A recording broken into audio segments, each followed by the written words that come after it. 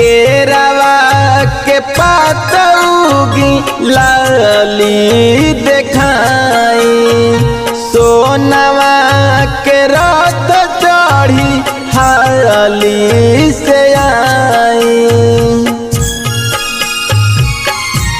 जल बिच खाड़े ना सहाला चाड़े देह थर थर हला 3 दिन भूखे नाथ बिगड़ल बहलिया दर्शन ला मनबा विभोर हो।